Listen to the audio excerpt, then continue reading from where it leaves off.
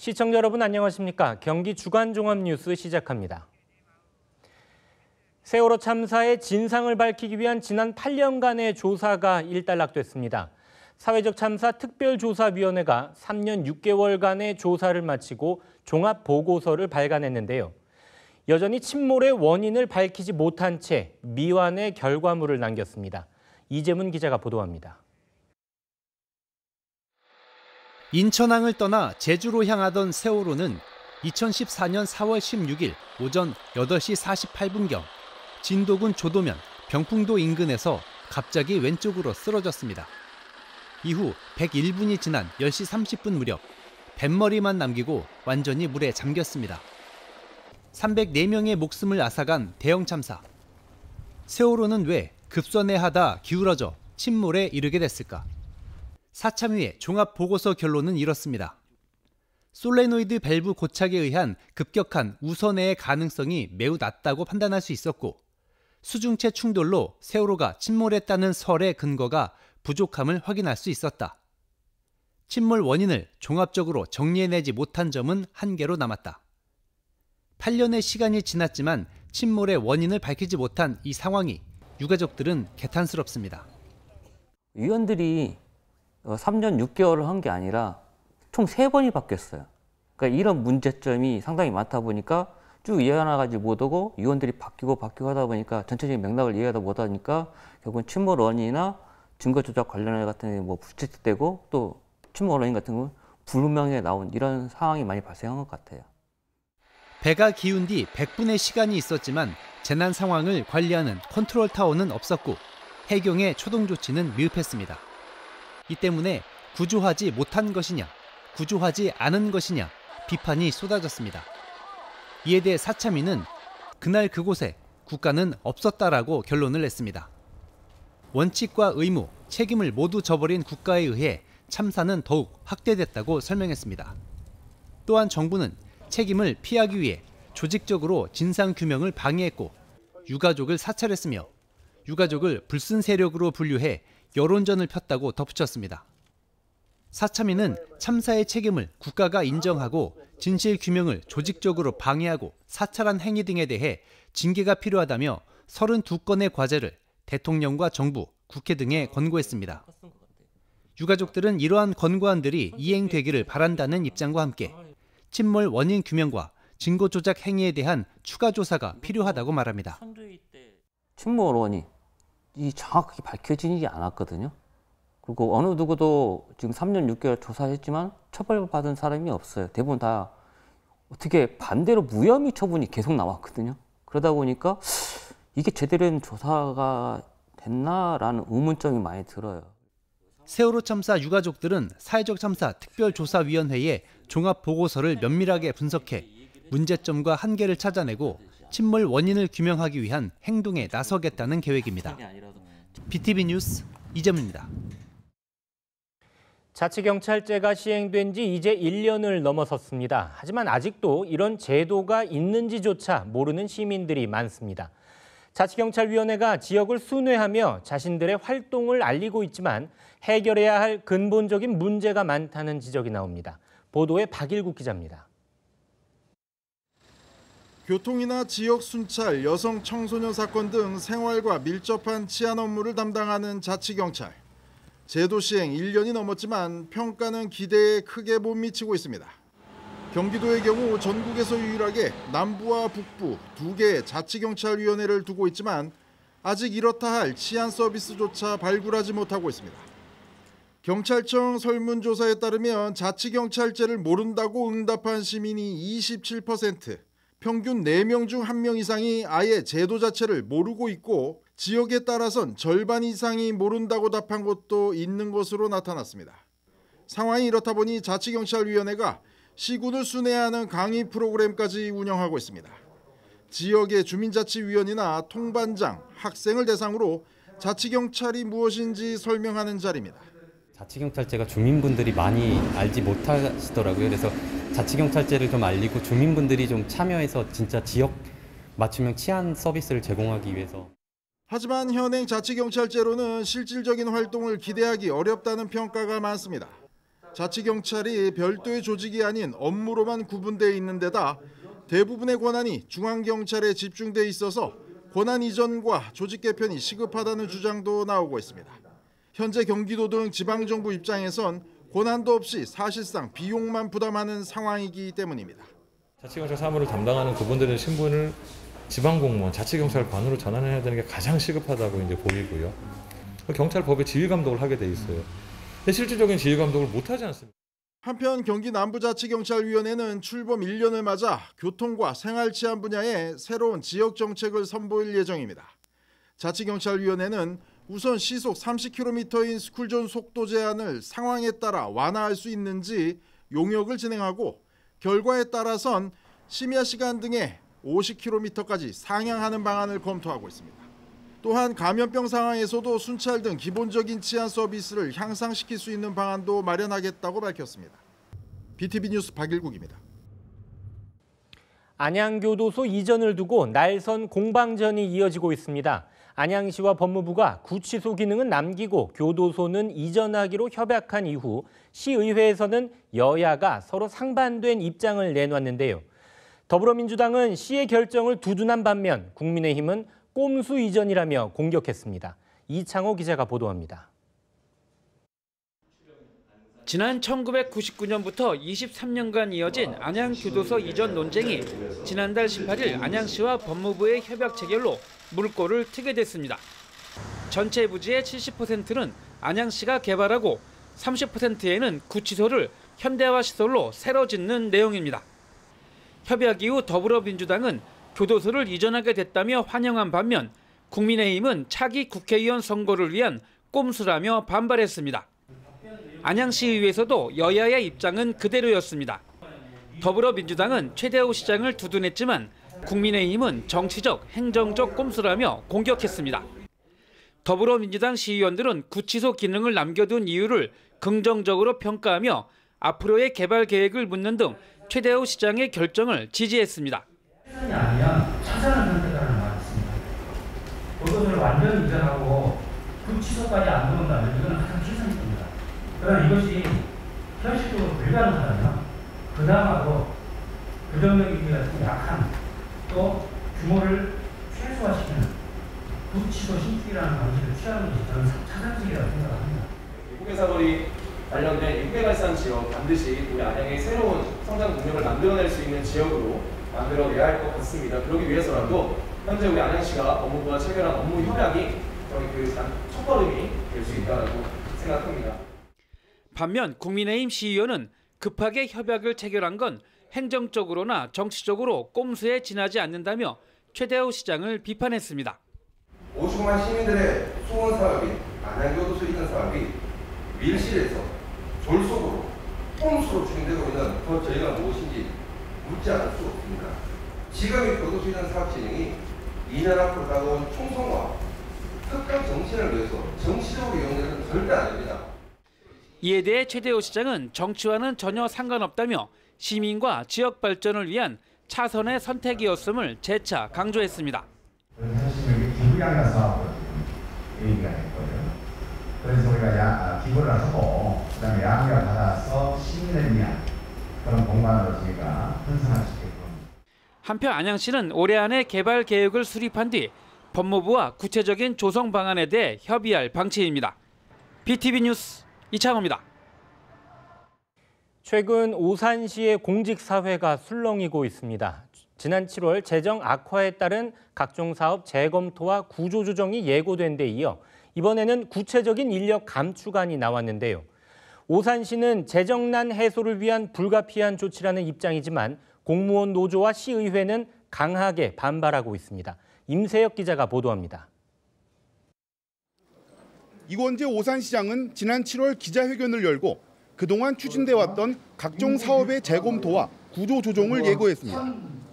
적은 예산과 낮은 재정 자립도에 비해 턱없이 많은 돈이 출연기관 지원 경비와 체육문화시설 운영비 등으로 빠져나가고 있어 점점 감당하기가 어려워지고 있다는 겁니다. 사업 및 조직의 전면 재구조화 없이 현재 재정 구조로 지속 운영한다면 민선 8기 공약 사업 등 중요 정책 사업에 재정 투입이 어려울 뿐 아니라 2026년에 가용 자원이 마이너스에 이르는 심각한 재정 위기에 이를 수 있습니다. 이렇듯 예고된 바대로 오산시가 구체적인 인력 감축에 나섰습니다. 우선 오산시 공무원 정원을 839명에서 830명으로 9명 줄이고 이와 관련해 한 개국 3개과 12개 팀을 폐지하기로 했습니다. 퇴직자가 발생해도 신규 직원을 채용하지 않는 방식으로 자연 감소시킨다는 계획입니다. 산하기관 직원 수도 축소하기로 했습니다. 시설관리공단은 15명, 문화재단은 17명, 교육재단은 12명을 줄이겠다는 방침입니다. 이직 연계와 무급 휴직 등의 방안이 검토되고 있습니다. 하지만 이러한 인력 감축안을 두고 오산시 공무원 노조는 강하게 반발하고 있습니다. 재정난의 책임을 왜 직원들에게 전가하느냐는 겁니다. 오산시 의회도 같은 목소리를 내고 있습니다. 효과도 미미한 인력 감축보다는 더 나은 방법을 찾아야 한다는 지적입니다. 세교 이주구 개발 등으로 인구가 증가하므로 평균 수요가 증가할 수밖에 없는 게 현실임에도 조직 개편을 단행한다는 것에 대하여 강부 공무원들부터 하위 공무원들까지 동의하고 있으며 노조에서도 반대 입장을 분명히 하고 있습니다. 이번 안에 대하여서는 신중한 검토를 위해서 보류 또는 철회해 주시기를 바라는 바입니다. 심각한 재정 위기에 따라 한 푼이라도 더 아끼겠다며 인력 감축에 나선 오산시. 하지만 적지 않은 반발이 따르면서 고민은 깊어지고 있습니다. BTV 뉴스 임세혁입니다.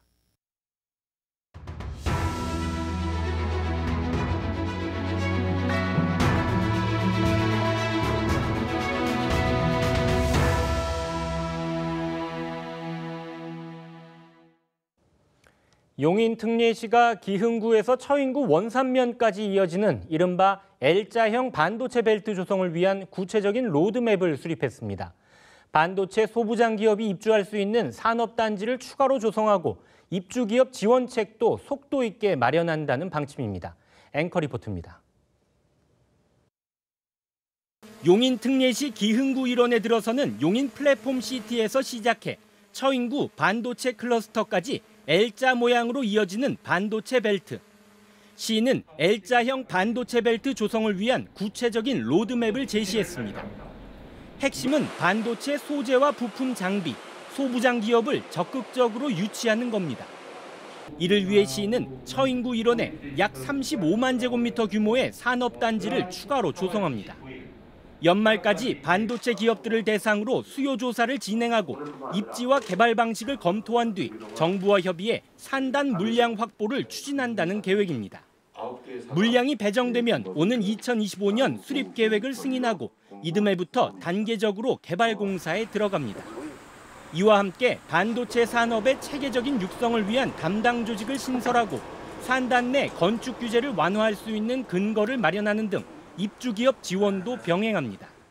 우리 용인에 L자형 반도체 벨트가 형성이 되면 훌륭한 반도체 생태계가 조성되어서 용인을 글로벌 차세대 반도체 중심 도시로 도약시킬 것입니다.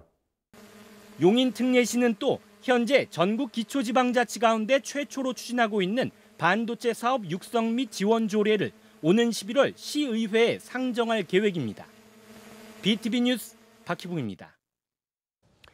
수원 화성 일대는 해마다 가을이면 축제의 장이 열려왔습니다. 하지만 코로나로 인해 지난 3년 동안 축제 분위기를 느끼기 힘들었죠.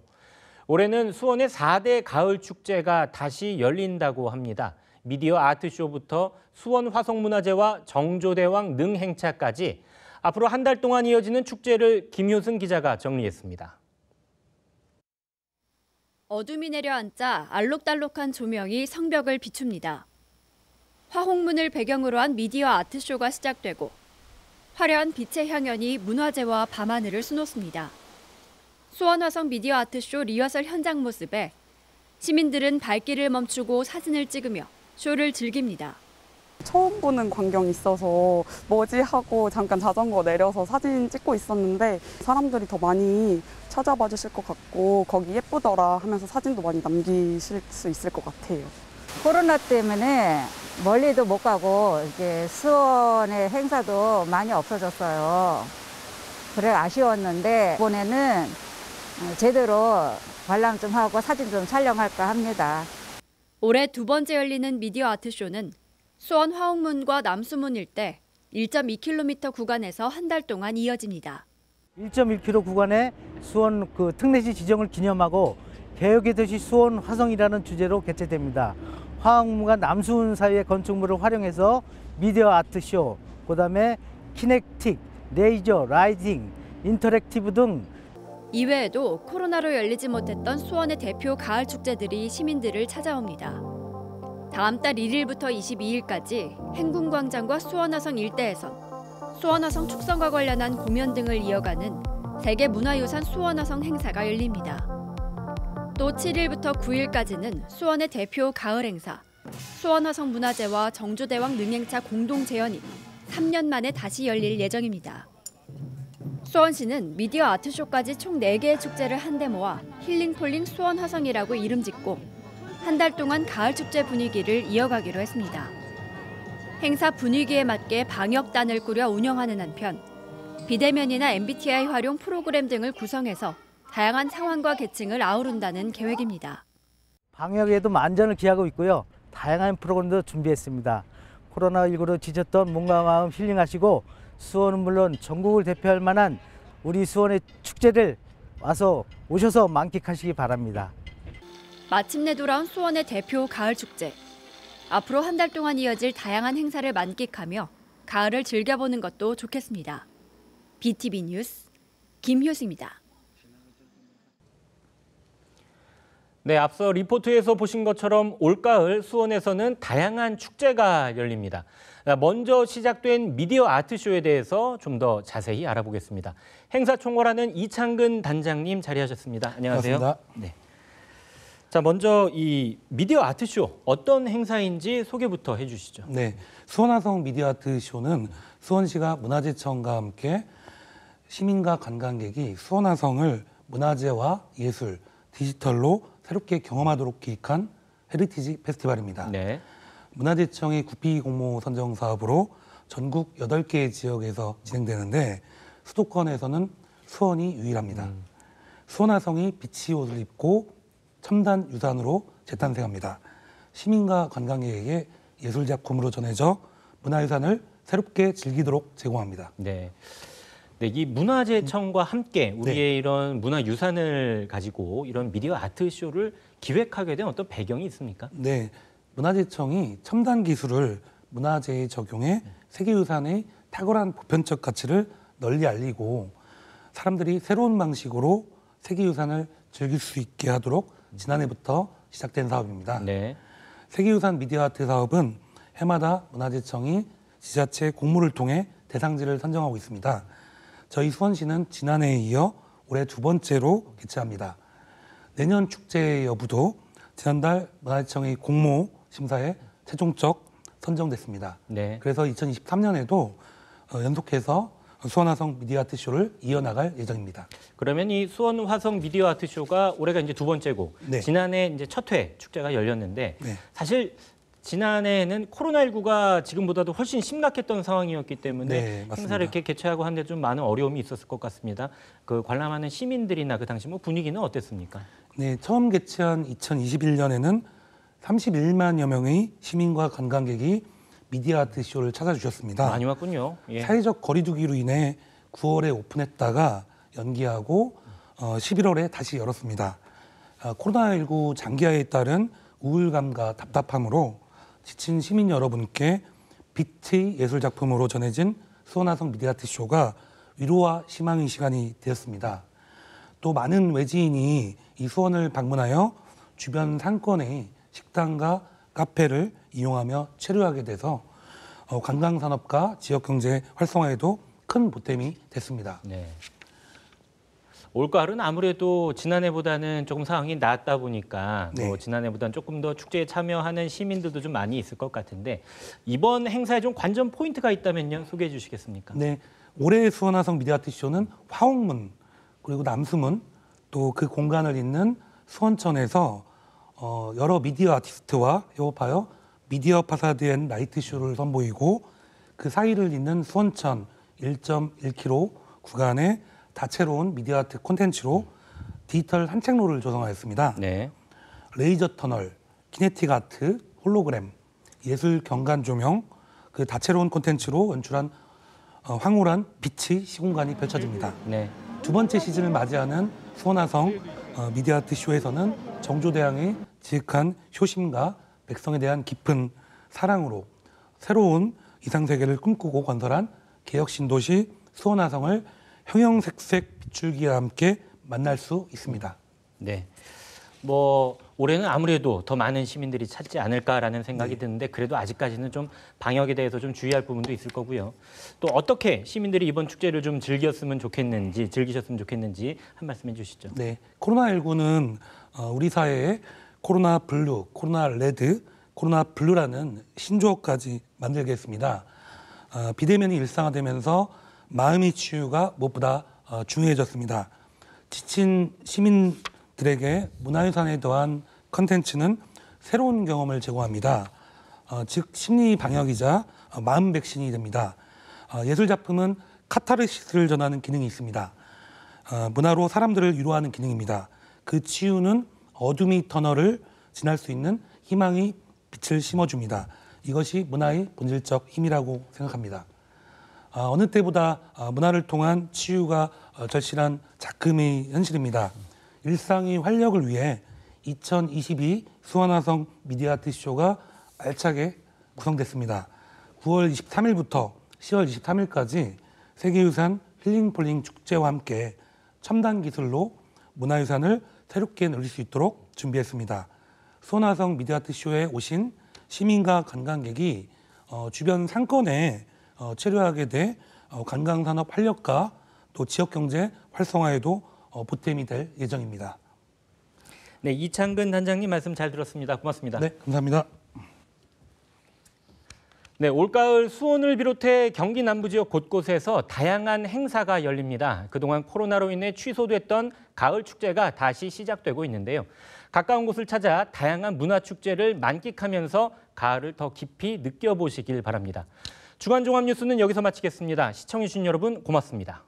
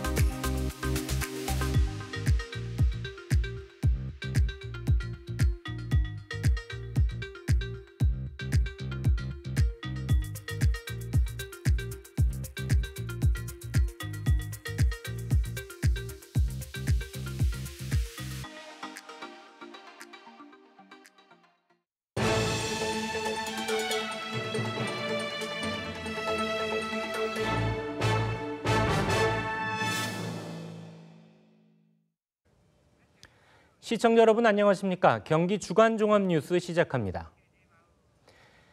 세월호 참사의 진상을 밝히기 위한 지난 8년간의 조사가 일단락됐습니다. 사회적 참사 특별조사위원회가 3년 6개월간의 조사를 마치고 종합보고서를 발간했는데요. 여전히 침몰의 원인을 밝히지 못한 채 미완의 결과물을 남겼습니다. 이재문 기자가 보도합니다. 인천항을 떠나 제주로 향하던 세월호는 2014년 4월 16일 오전 8시 48분경 진도군 조도면 병풍도 인근에서 갑자기 왼쪽으로 쓰러졌습니다. 이후 101분이 지난 10시 30분 무렵 뱃머리만 남기고 완전히 물에 잠겼습니다. 304명의 목숨을 앗아간 대형 참사. 세월호는 왜 급선회하다 기울어져 침몰에 이르게 됐을까? 사참위의 종합보고서 결론은 이렇습니다.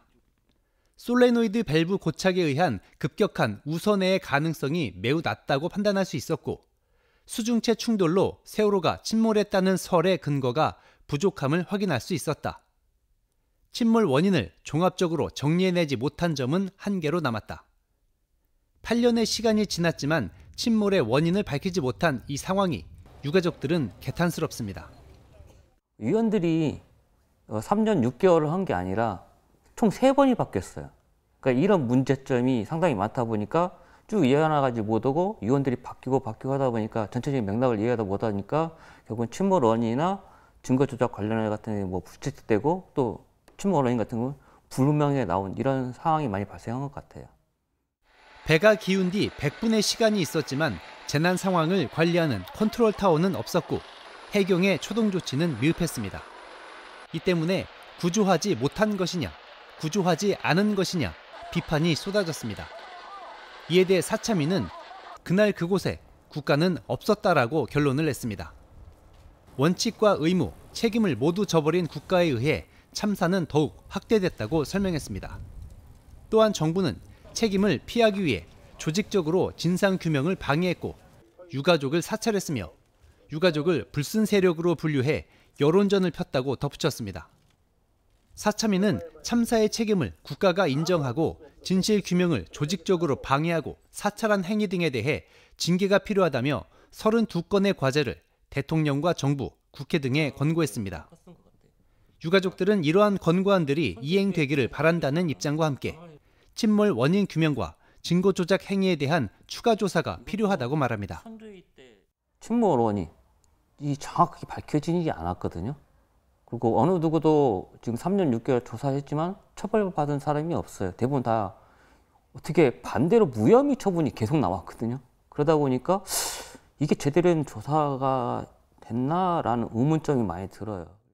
세월호 참사 유가족들은 사회적 참사 특별조사위원회에 종합보고서를 면밀하게 분석해 문제점과 한계를 찾아내고 침몰 원인을 규명하기 위한 행동에 나서겠다는 계획입니다. BTV 뉴스 이재문입니다.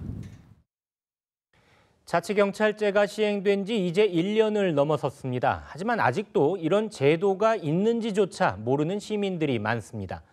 자치경찰위원회가 지역을 순회하며 자신들의 활동을 알리고 있지만 해결해야 할 근본적인 문제가 많다는 지적이 나옵니다. 보도에 박일국 기자입니다. 교통이나 지역 순찰, 여성 청소년 사건 등 생활과 밀접한 치안 업무를 담당하는 자치경찰. 제도 시행 1년이 넘었지만 평가는 기대에 크게 못 미치고 있습니다. 경기도의 경우 전국에서 유일하게 남부와 북부 2개의 자치경찰위원회를 두고 있지만 아직 이렇다 할 치안 서비스조차 발굴하지 못하고 있습니다. 경찰청 설문조사에 따르면 자치경찰제를 모른다고 응답한 시민이 27%, 평균 4명 중 1명 이상이 아예 제도 자체를 모르고 있고 지역에 따라선 절반 이상이 모른다고 답한 곳도 있는 것으로 나타났습니다. 상황이 이렇다 보니 자치경찰위원회가 시군을 순회하는 강의 프로그램까지 운영하고 있습니다. 지역의 주민자치위원이나 통반장, 학생을 대상으로 자치경찰이 무엇인지 설명하는 자리입니다. 자치경찰제가 주민분들이 많이 알지 못하시더라고요. 그래서 자치경찰제를 좀 알리고 주민분들이 좀 참여해서 진짜 지역 맞춤형 치안 서비스를 제공하기 위해서. 하지만 현행 자치경찰제로는 실질적인 활동을 기대하기 어렵다는 평가가 많습니다.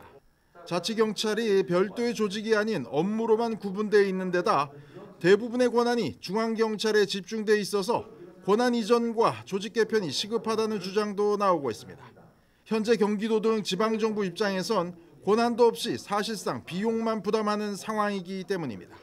자치경찰 사무를 담당하는 그분들의 신분을 지방공무원, 자치경찰관으로 전환해야 되는 게 가장 시급하다고 이제 보이고요. 경찰법에 지휘감독을 하게 돼 있어요. 근데 실질적인 지휘감독을 못하지 않습니다. 한편 경기 남부자치경찰위원회는 출범 1년을 맞아 교통과 생활치안 분야에 새로운 지역정책을 선보일 예정입니다. 자치경찰위원회는 우선 시속 30km인 스쿨존 속도 제한을 상황에 따라 완화할 수 있는지 용역을 진행하고 결과에 따라선 심야 시간 등에 50km까지 상향하는 방안을 검토하고 있습니다. 또한 감염병 상황에서도 순찰 등 기본적인 치안 서비스를 향상시킬 수 있는 방안도 마련하겠다고 밝혔습니다. BTV 뉴스 박일국입니다. 안양교도소 이전을 두고 날선 공방전이 이어지고 있습니다. 안양시와 법무부가 구치소 기능은 남기고 교도소는 이전하기로 협약한 이후 시의회에서는 여야가 서로 상반된 입장을 내놨는데요. 더불어민주당은 시의 결정을 두둔한 반면 국민의힘은 꼼수 이전이라며 공격했습니다. 이창호 기자가 보도합니다. 지난 1999년부터 23년간 이어진 안양교도소 이전 논쟁이 지난달 18일 안양시와 법무부의 협약 체결로 물꼬를 트게 됐습니다. 전체 부지의 70%는 안양시가 개발하고 30%에는 구치소를 현대화 시설로 새로 짓는 내용입니다. 협약 이후 더불어민주당은 교도소를 이전하게 됐다며 환영한 반면 국민의힘은 차기 국회의원 선거를 위한 꼼수라며 반발했습니다. 안양시의회에서도 여야의 입장은 그대로였습니다. 더불어민주당은 최대호 시장을 두둔했지만 국민의힘은 정치적, 행정적 꼼수라며 공격했습니다. 더불어민주당 시의원들은 구치소 기능을 남겨둔 이유를 긍정적으로 평가하며 앞으로의 개발 계획을 묻는 등 최대호 시장의 결정을 지지했습니다. 최선이 아니면 차선을 선택하라는 말이 있습니다. 교도소를 완전히 이전하고 구치소까지 안 들어온다면 이거는 가장 최선일 겁니다. 그러나 이것이 현실적으로 불가능하다면 그나마도 부정적이기가 좀 약한 또 규모를 최소화시키는 구치소 신축이라는 방식을 취하는 것이 저는 차선책이라고 생각합니다. 후계사거리 관련된 육개발산 지역 반드시 우리 안양의 새로운 성장 동력을 만들어낼 수 있는 지역으로 만들어내야 할 것 같습니다. 그러기 위해서라도 현재 우리 안양시가 법무부와 체결한 업무 협약이 저희 그 첫걸음이 될 수 있다고 생각합니다. 반면 국민의힘 시의원은 급하게 협약을 체결한 건 행정적으로나 정치적으로 꼼수에 지나지 않는다며 최대호 시장을 비판했습니다. 50만 시민들의 소원 사업이 안양교도소 이전 사업이 밀실에서 졸속으로 꼼수로 추진되고 있는 그 저희가 무엇인지 묻지 않을 수 없습니다. 지금의 교도소 이전 사업 진행이 2년 앞으로 다가온 총선과 특강 정신을 위해서 정치적으로 이용되는 절대 아닙니다. 이에 대해 최대호 시장은 정치와는 전혀 상관없다며 시민과 지역 발전을 위한 차선의 선택이었음을 재차 강조했습니다. 사실 여기 기부양가 사업으로 얘기가 됐고요. 그래서 우리가 기부를 하고 그다음에 양육을 받아서 시민을 위한 그런 공간으로 저희가 편성할 수 있게끔. 한편 안양시는 올해 안에 개발 계획을 수립한 뒤 법무부와 구체적인 조성 방안에 대해 협의할 방침입니다. BTV 뉴스 이창호입니다. 최근 오산시의 공직사회가 술렁이고 있습니다. 지난 7월 재정 악화에 따른 각종 사업 재검토와 구조조정이 예고된 데 이어 이번에는 구체적인 인력 감축안이 나왔는데요. 오산시는 재정난 해소를 위한 불가피한 조치라는 입장이지만 공무원 노조와 시의회는 강하게 반발하고 있습니다. 임세혁 기자가 보도합니다. 이건재 오산시장은 지난 7월 기자회견을 열고 그동안 추진돼 왔던 각종 사업의 재검토와 구조조정을 예고했습니다.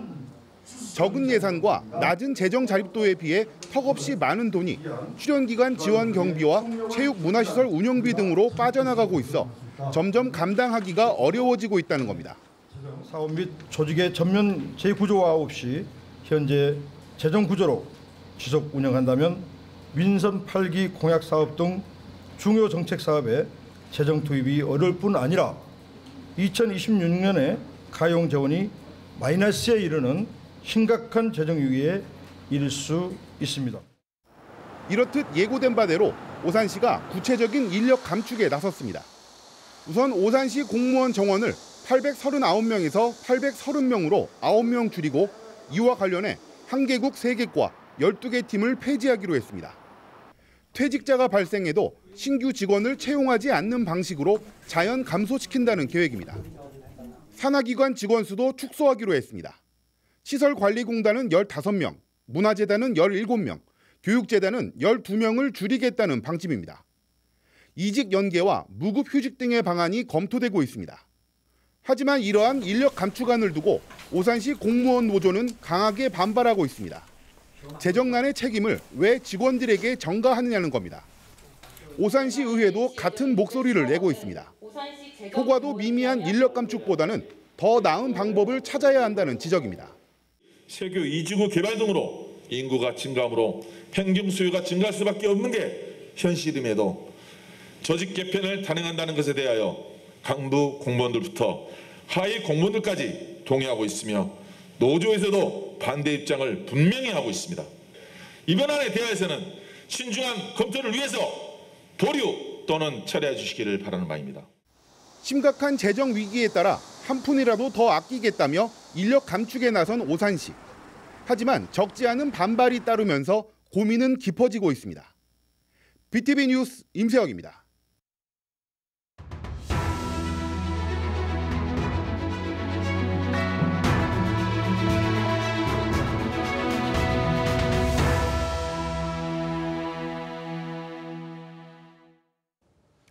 용인 특례시가 기흥구에서 처인구 원산면까지 이어지는 이른바 L자형 반도체 벨트 조성을 위한 구체적인 로드맵을 수립했습니다. 반도체 소부장 기업이 입주할 수 있는 산업단지를 추가로 조성하고 입주기업 지원책도 속도 있게 마련한다는 방침입니다. 앵커 리포트입니다.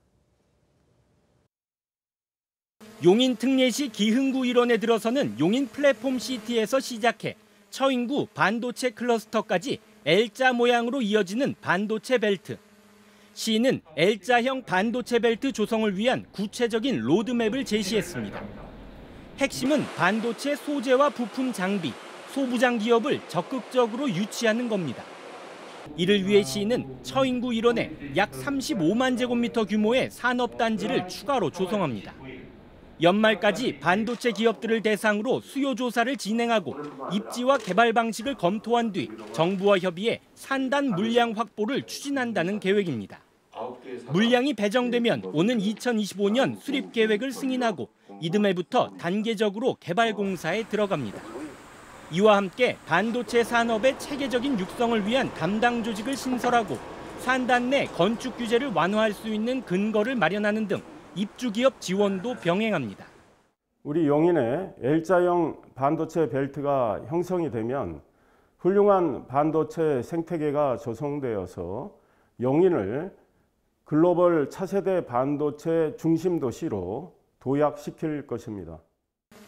용인 특례시는 또 현재 전국 기초지방자치 가운데 최초로 추진하고 있는 반도체 사업 육성 및 지원 조례를 오는 11월 시의회에 상정할 계획입니다.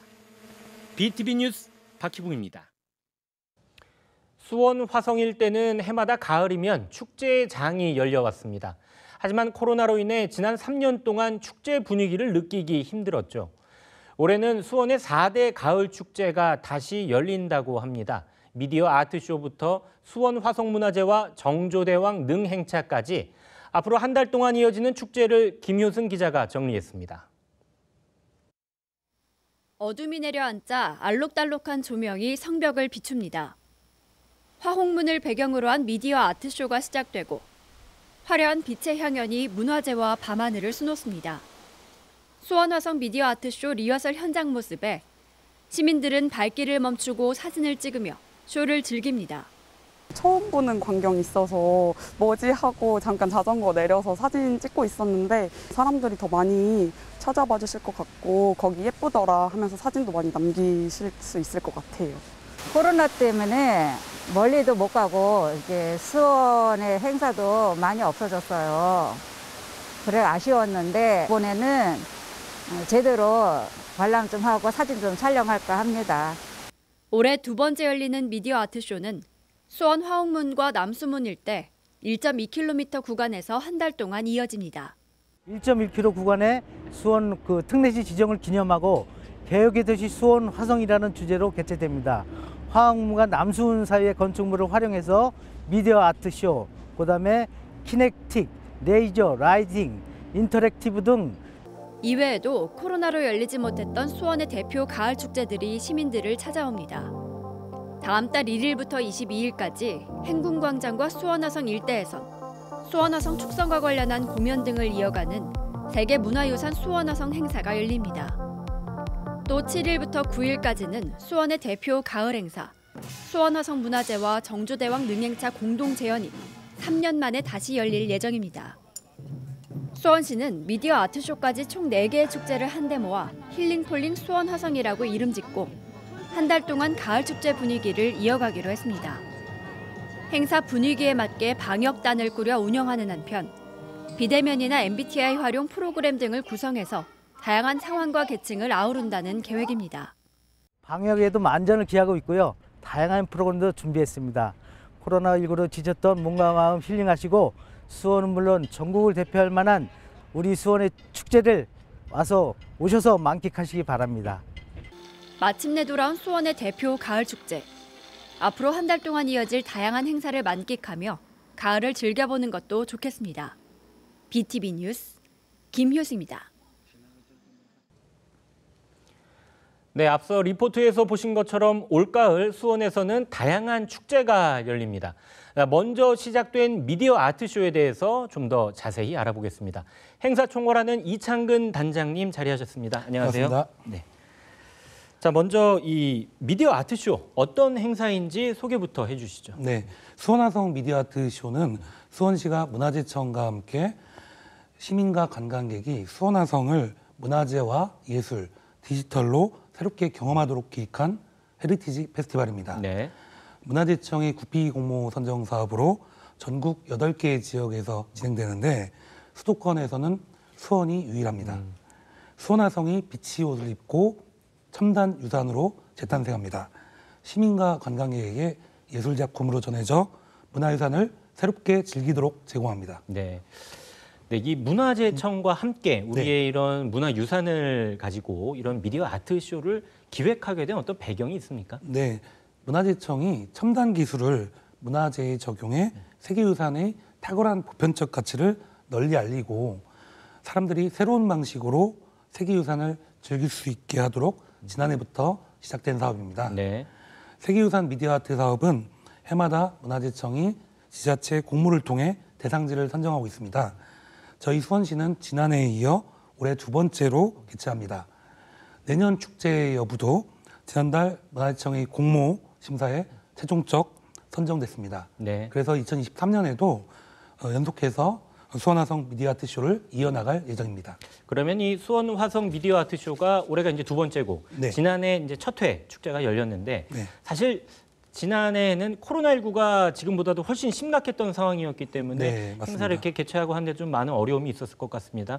그 관람하는 시민들이나 그 당시 뭐 분위기는 어땠습니까?